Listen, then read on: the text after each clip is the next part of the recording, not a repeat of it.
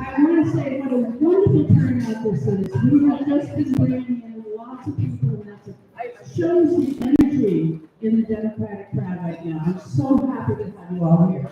The first thing I'd like to do, I know a few people are still getting their dinners, but I want to start by recognizing the elected officials who are here tonight. I don't have my glasses, but I think I should do it without. First of all, we have Representative Heather Baldwin. We have Representative Sally Fellows.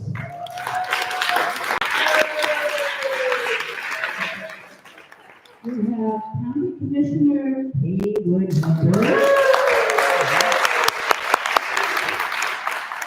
We have Representative Janet Lucas. And we have former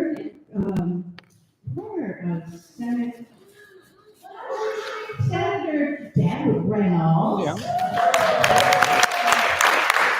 And we have a special guest here tonight who serves in the Senate with Deb, which is Jackie Silly.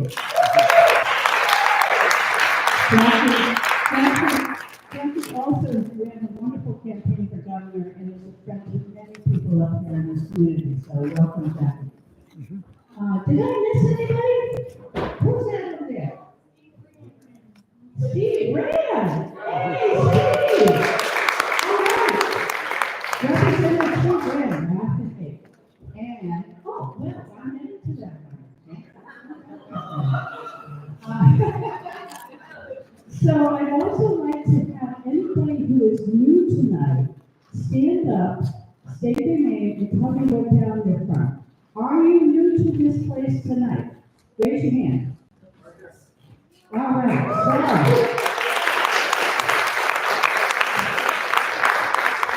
Okay, so we have a couple of, so come and tell us, what town are you from and who are you? Stand up. Okay,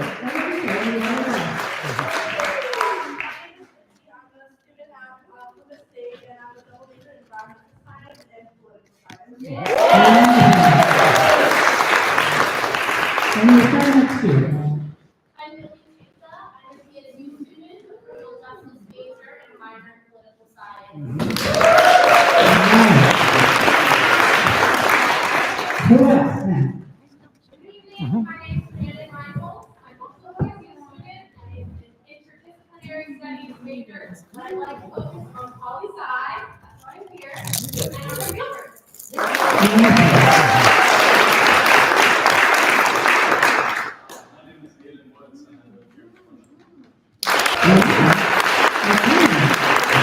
We have a couple other people in the block here. I'm from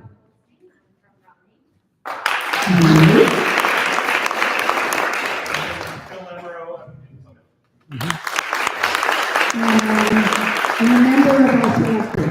Thank you, Phil. As is Jason, but we know Jason, he's been on our. And we have here. Florida. I want to mention that we have a fabulous Thornton Town Committee now, and they're all sitting up here. They have a little mini meeting as we sit. So it's great to see this Thornton group get together and get energized. I would like to also thank, we have a new talented team tonight. And we have Katie Bellick and Henry Graff who are taking with us.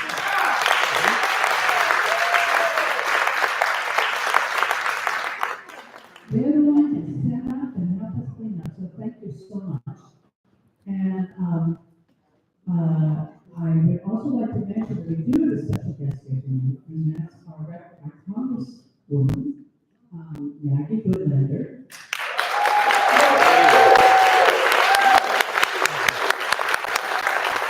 And Maggie's going to be speaking to us in about 10 minutes, so we'll let her eat her dinner, okay? In the meantime.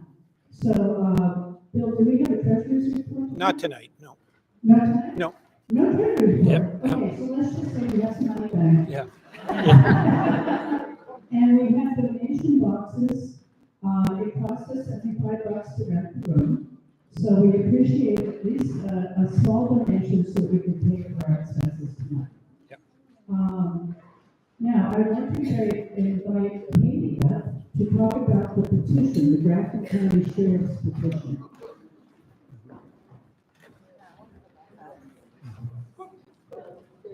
Hi, good evening. As you know, I am the county commissioner from District 3. I'm actually not going to address the specifics of the petition, but I do want to address things that I've heard. I've heard a lot of people say that the county is supporting ICE, and I would say it is not the county. It is a unilateral decision by our sheriff to sign that memorandum of agreement. If she brought it to the county commissioners, it would not have been approved. She did not mention it to us, nor did she seek any collaboration. And I will say that I learned about it on NHPR. So I appreciate everyone's interest and getting their opinions out there because I think it's really important. But I just want you to know that for me personally, I did not go back on any of the things I said because I am really against the collaboration. And we are now, as the county commissioners, are now trying to work out if there's a way we can walk back this memorandum of agreement without litigation. So we are doing our best. So I am happy to Do we know how much this collaboration will cost the county and the taxpayers of the county? Because it means we have to house people, right? No. No? So what we know of the memorandum of agreement, and you can actually go on the ICE website and find it. They will, what the memorandum of agreement says is they will provide training that can be done. It did say that all personnel costs will be borne by the county. We believe that with the county commissioners, it was under our purview because we're responsible for the fiscal health of the county and the budget decisions. Liability is a little bit iffy. The MOA says that it is under the federal tort laws. However, another section of it, if there is any other liability, it could come under the county. So when we had a public meeting when the sheriff had come in for a regular monthly report the end of March, most of the answers were they were still getting training, but that it shouldn't cost us anything. But we do, it would be paying salaries for people during the training, and if they did any actually activity with us. Our county jail does not have any place for a civil detainment, which is what this would be. The places that they can detain the people are up in the federal prison in Berlin and then down in Stratford County. So some of the issues is that that they said that they could transport someone from Grafton County down there. But again, that would be, county vehicles, county gas, county time. But we, like I said, we are trying to work through it, and, we are, I really don't have a lot of answers, but I did want people to know that it was, as much a shock to us as it was to most of you. Can you try to find someone who understands financial situations and what the cost would be to have this happen here, and how the payment will be made, and get it advertised in the newspaper? I don't think we can do that right now, but we would like to. Why? Well, because some of it is personnel issues, and those are tend to be non-public. Why do you as a Democrat, why do we ask her to be in here so she can not report the Well, she's met at the county, people can invite her here, and we have invited her back to have a, meeting with the commissioners, and we get to hear that. Or where that invitation's going out, I should say. You could have talked to I have talked to her. her. She gave a reason why. At the meeting, and, there is, the minutes of the meeting are available. What she said is that she thought it would be important for the sheriff she would rather know what's going on than not, and be able to, help the towns. There was a lot of, we had about 20-some people online that day, and several people at the meeting with those questions, and, at that point, the sergeant who was going to go to the training had not been to the training, and I don't know if that's happened yet. So many of the answers were, we don't know because we haven't had the training. So we are working through it, but it was a unilateral decision by the sheriff and not by the county commissioners.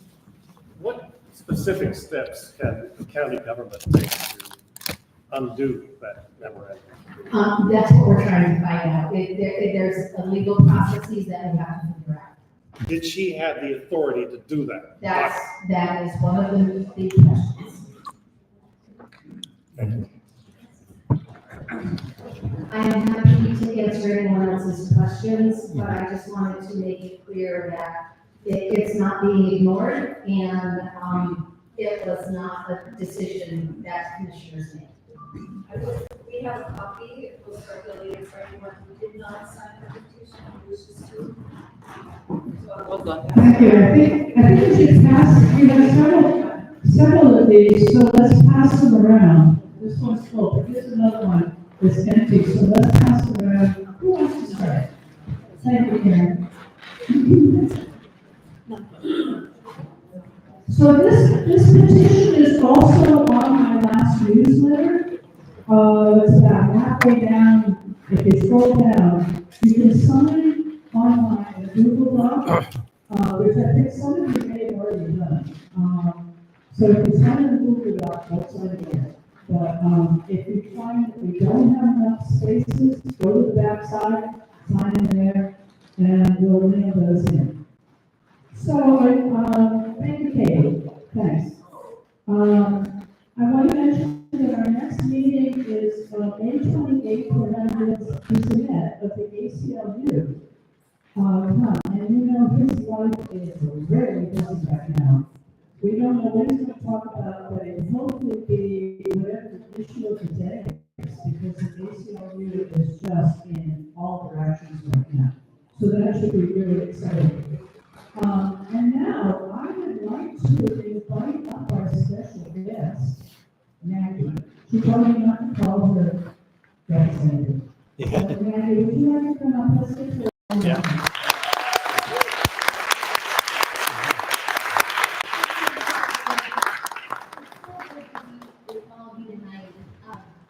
Can you all hear me okay?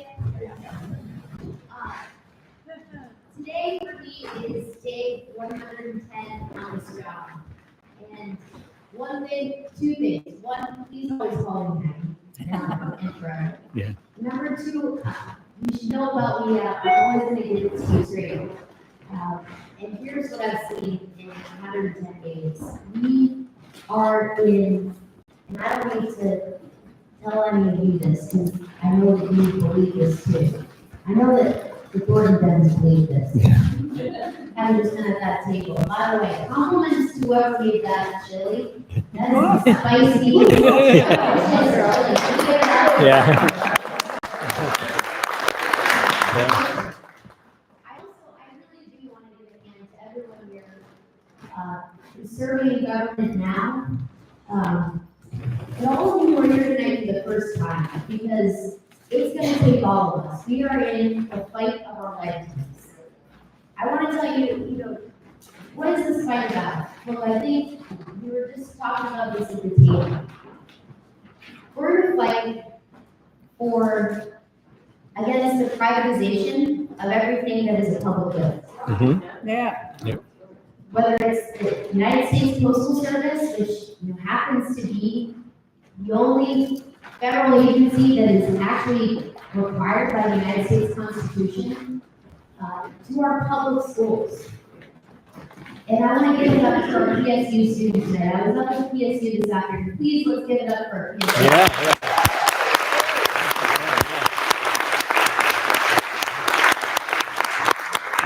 We need to win this fight more than ever before, because it is a fight to keep the public goods, the things that have made America who we are and what we stand for. This is what we're up against. It's the privatization by a few men, I'm sorry to say it's pretty much all men, unelected billionaires, elected billionaires, who are picking winners and losers, and who want to create a system that is privatized and a pay-to-play system. That's what we're up against. And that is not what this country is about. That's not what New Hampshire is about. And what gives me more hope than anything is your presence here tonight. It's the energy that I feel everywhere I've gone in our district. We've got a district of 6,500 square miles, from Nashville all the way up to the North Country. I'm heading up north I think it's the fourth or fifth time since I've been in this job. And what I can tell you, and Joyce, I know you're formerly from the south of the state. Yeah. Up north, they call my hometown Nashville Dixie. Yeah. Yeah. And that's for real. Yeah. My mom's here tonight. I don't see her. I think she's here. Yeah, she's here. So you should know this thing about my mom. I was born on election day. And she went into labor. She went directly to Broad Street Elementary School to vote. Before she went to St. Joe's Hospital where I was born. That's the spirit that I was raised in. That's the spirit that I'm working for you every single day in this job. We are in the fight of our lifetimes. And what does this fight look like? In the House of Representatives, in the People's House, we've got a 5-vote margin. It's the narrowest margin in a generation. It's never been harder to come to 5. And I'm looking at you at all, because I know you're feeling the pain in the State House too. Yeah. It's never been harder to come to 5, and we're never going to stop trying. Because what we have if you think about the next few weeks in the House of Representatives, we're going to be determining a budget that could make the biggest cuts to Medicaid in American history. Yeah. And I spend a lot of my days talking to healthcare providers, talking to hospitals, talking to people whose lives depend on Medicaid. No one voted for the biggest cuts to Medicaid in American history. No one voted for that. You know what else no one voted for? Shutting down the Littleton Social Security office. Yeah. No one voted for that. Elon Musk, it took him a few weeks to say Social Security is a Ponzi scheme. Social Security is a promise that we made to one another. I was up at the Littleton Senior Center not too long ago, and I asked someone, a woman who was sitting there, a lot of my colleagues on the Republican side of the House, they don't talk to the people who they work for. They don't talk to their constituents. They're insulated, but they can't avoid me because I hunt them down on the House floor. And I share with them the stories, the words of real people who are going to feel real pain and harm because of the decisions that they are making in this body, in the people's house. And what I have shared with so many of them are the words that I heard at the Littleton Senior Center that day. I asked a woman, what does Social Security mean to you? I want to explain this to my colleagues. Elon Musk says it's a Ponzi scheme. I know that's not right, but what does it mean to you? She said, Social Security is my life. It is what I have paid into my entire life, and it is what my life depends upon today. No one voted to put Social Security on the chopping block. And you know what? This is what this fight is about, and what I want to tell you tonight is that your stories, the stories of people all across our state, and you can help us capture the real human beings, their words, and what the impact of these cuts are going to have. And this is the immediate short-term fight. But there's a much longer-term fight that we're up against. What you said about what the sheriff has done, tale as old as time, and it's something that I'm seeing every single day in this job. Usurpations. You read the Declaration of Independence, and I urge you all to do it. I do it at least once a day. And we all need to be doing it, because it brings us back to our roots. It brings us back to our back. The Declaration of Independence is a statement of who Abraham Lincoln said he didn't ever have a political feeling that didn't find its roots in the Declaration of Independence. And it's a beautiful document, but at bottom it's an indictment. It's an indictment that is a series of usurpations. That's the word the document uses, usurpations of power. This is what Donald Trump is doing to this country. This is what Elon Musk is doing to this country. He is taking the power of his Congresses, the power to create federal departments and agencies. We did a lot of talking this afternoon about the Department of Education. The Department of Education, it all comes back to what is this about? It's about privatizing what is public. It's about taking what is public and making it private and deciding who the winners and the losers are going to be. But we have a system of free co-equal. And right now, the courts are an important place for us to be fighting this fight. And so as I listen to you, Katie, I want to say, to all the